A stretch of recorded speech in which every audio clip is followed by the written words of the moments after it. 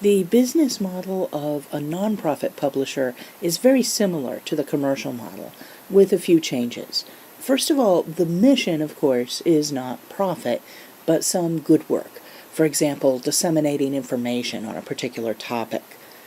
Many, although not all, academic presses and religious publishers are nonprofits. The publisher may receive some funding from a broader organization. It may not be in the form of a cash subsidy. It could be, for example, in the form of paying benefits for employees of the press, or providing free labor from some of the employees or members of that broader organization.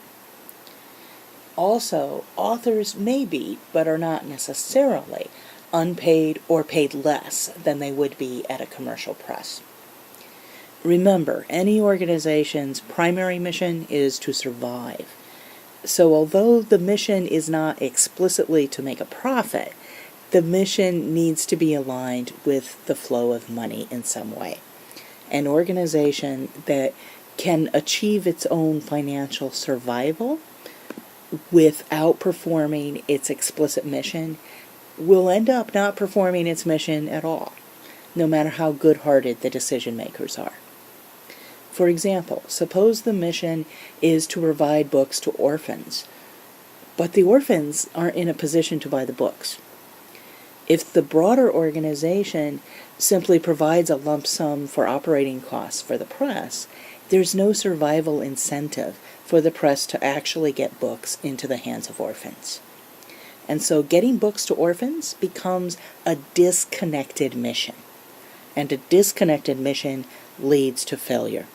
Failure leads, among other things, to unhappy authors.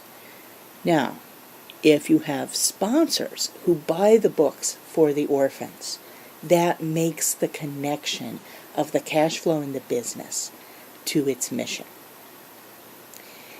A nonprofit publisher may be appropriate for your book if, first of all, your subject matter fits the mission of that publisher.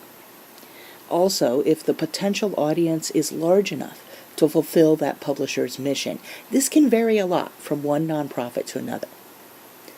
It also, just like in a commercial press, it has to be of competitive quality in its field.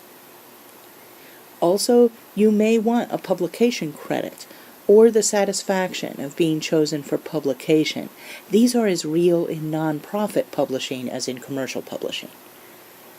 And finally, if you do not have to rely upon income from the book, because I said many nonprofits do pay authors less, in some cases not at all.